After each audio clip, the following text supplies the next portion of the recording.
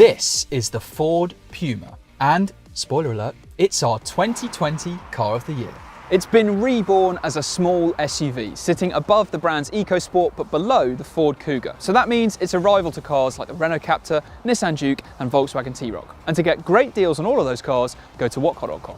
But for now, these are the key things you need to know about the new Ford Puma. It's based on the Fiesta but sits 30mm higher. It's also longer, taller, wider and has a longer distance between the front wheels and the rear wheels. There's also a trick up its sleeve in the boot. Look at that. And a trick under the bonnet too, with mild hybrid tech. The interior is typical of modern Fords, but there are a few bespoke touches too. Now, Ford says the Puma has seductive styling, and I suppose there's a real flowing sense to the design, and you definitely can't accuse this of just being a jacked up Fiesta because it looks nothing like it really, does it? And especially because of these distinctive headlights. Now, the chief designer says they really wanted to separate the headlights and the tail lights as a move away from a current trend of joining everything up. So on lots of other cars, there's these light bars that go all the way along the back of the car, but the chief designer of the Puma didn't want to do that, so that is partly why these are so distinctive. And also, it does look a little bit like the original Puma, doesn't it? Which itself was pretty radical looking. But do you think this is a good looking car? Let us know in the comments below. You might be looking at the Puma's interior and thinking, I'm pretty sure I've seen this before. And you basically have, because in the new Fiesta and in the new Focus, Ford's other new models, it has a very, very similar layout. But the Puma stands out because you can get a digital driver display. And on ST Line X and on ST Line, it comes as standard, which is brilliant. And that's so impressive because on equivalent rivals, you've got to pay extra if you want a digital display. So it's great that you can get it as standard on the Puma. It's also really crisp, really clear graphics, nice and big, and it's not massively configurable, but it's easy enough to cycle through the different menus that you've got there and slightly change the display in that way. Elsewhere in the interior, the quality we describe as decent rather than impressive. The standard in this class is pretty low, but Ford has at least tried to spruce up the Puma by giving us some soft touch materials and a nice kind of carbon effect trim here as well, although there are some flimsier plastics around on the door there. It doesn't feel particularly good quality. The driving position is brilliant. Now, you do sit a little bit higher than the Fiesta. It's not hugely noticeable, but it's there. And the seats that are standard on ST Line X are brilliant. They're so good because they're really supportive on the motorway, really comfortable. And then if you're going through some twisty bends as well, they hug you in really nicely. You get some adjustable lumbar support, which is really good. And generally, a great range of adjustment in the steering wheel and in the driver's seat as well. So it's really, really good. However, one slight drawback of this driving position are the pillars, because at the front and the ones at the back are pretty thick. So something like a Volkswagen T-Roc offers slightly better visibility out of the interior, but it's certainly not a deal breaker. The Puma comes with Ford's Sync 3 infotainment system, and the graphics may look a little bit basic on this 8-inch touchscreen, but the system itself is all right. It's not a class leader, and you also get Apple CarPlay and Android Auto, so you can bypass the software and just basically use your phone instead, which is great. You also get some wireless phone charging, which comes as standard, and that's good too.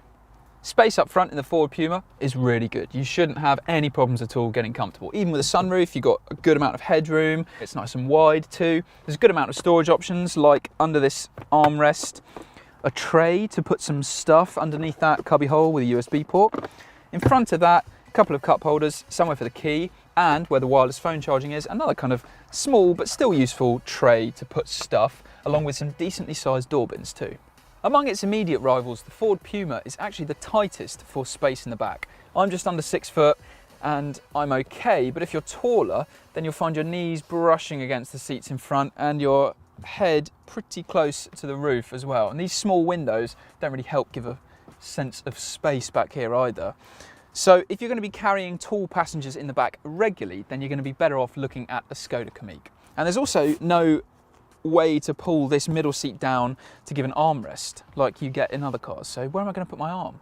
Now, the boot of the Ford Puma, one of the most impressive areas of this car, and we're going to explain exactly why now. So we'll start with the practical touches. You can see the boot floor here looks pretty high, but doesn't really have much of a lip. However, you can move it down to give yourself even more space, and with it there, you can fit 6 carry-on size suitcases into the back, which is an impressive number. However, lift up the boot floor and prop it up with these poppy outy things on the side, and you can see it reveals this massive space under the boot floor, which is enough for an extra 2 suitcases. Or you can fit a couple of sets of golf clubs vertically next to each other, or some plants or something else tall.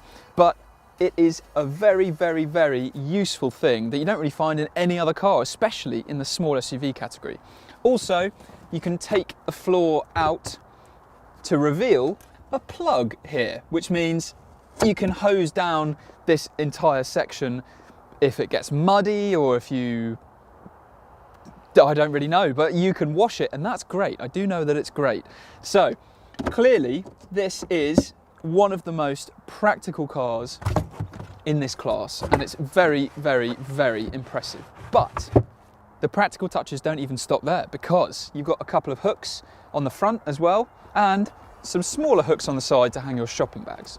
So very, very impressive from a practicality point of view. The rear seat might not be the most accommodating in the world for tall passengers, but this boot arguably makes up for that. But how expensive is the Ford Puma ST Line X, and what's it like to live with one? These are the key things you need to know about buying and owning the Ford Puma. Thanks to that mild hybrid system, you get great acceleration and great fuel economy too. It also pumps out less CO2 than most of its rivals. If you're buying on a PCP finance deal, then the Puma should be cheaper than the Duke and the Volkswagen T-Roc. In terms of list price, if you're buying in cash, they're all very similarly priced. To get the best deal on all of them, go to whatcar.com. At the moment, there are 3 trims to choose from in the Puma lineup. There's Titanium, ST Line and ST Line X, which is the model that we've got here. But even entry-level Titanium has loads of kit as standard.